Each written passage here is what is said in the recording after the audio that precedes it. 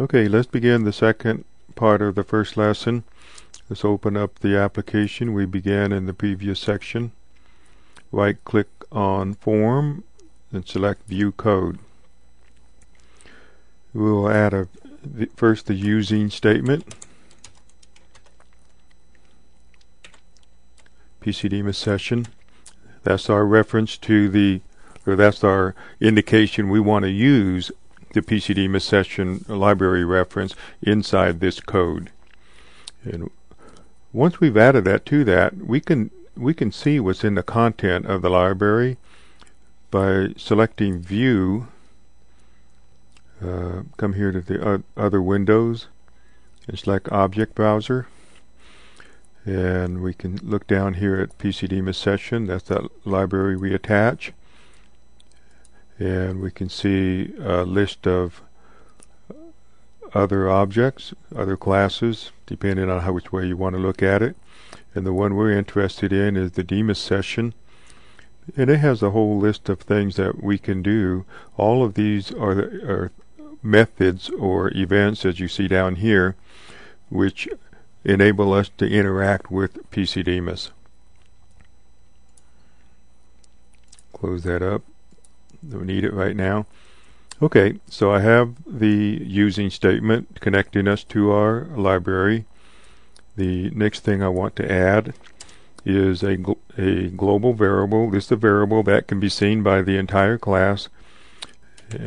Start with the variable type, which is the DmisSession, and I'll just use a variable called session. Now I want to create an instance of the DmisSession.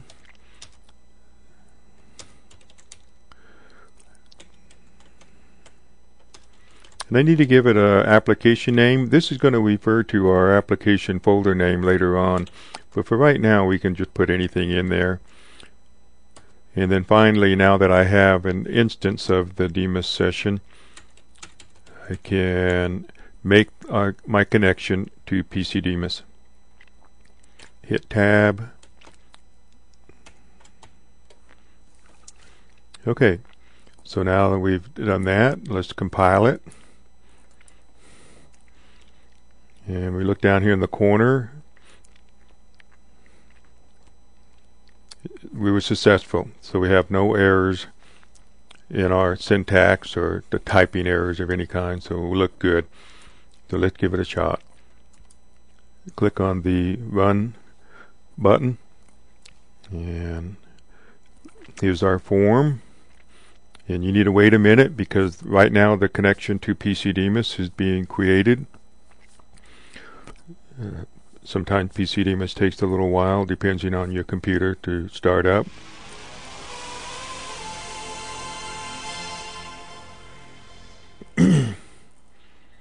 Okay, we'll wait a little bit longer.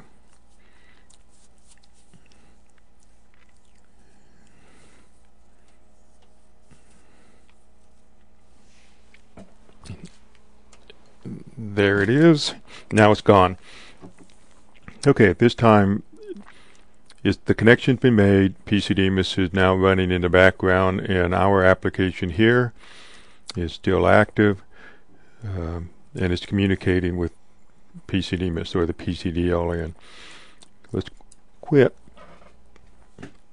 and let's add something so we can a little extra code here so that we can validate that we really are connected to PCDmis. Let's look at the form view. We'll come to here, and I'm going to add a checkbox. Select this, come over here. It doesn't matter where you put this thing, I'll just add it right there. I can change over here on the right. You can see all of the properties of the checkbox. Here's text, and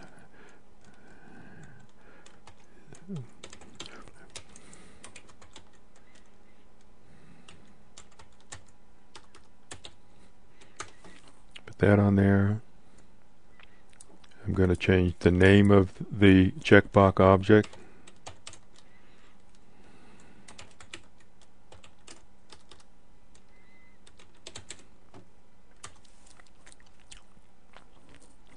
Now I want to attach code to whenever you click and check this box, it makes PCDmis visible. So I will just double click on the object. You can see that in the code view it added this method for you, and I will just add the code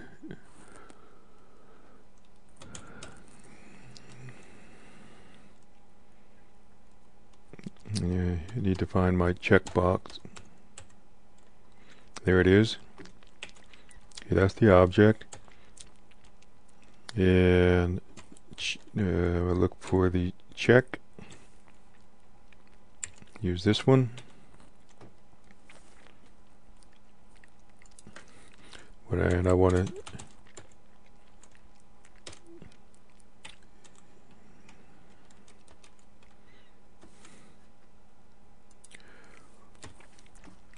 to what I've done here is when you check the checkbox object, it will fire an event which is received by this method, and this property indicates true or false whether or not the checkbox was checked or not, and it's going to pass that boolean true or false to the visible.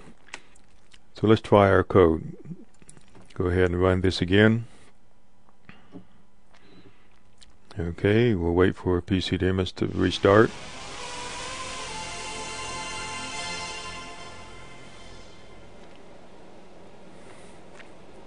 Okay, we're connected. So if I click on this,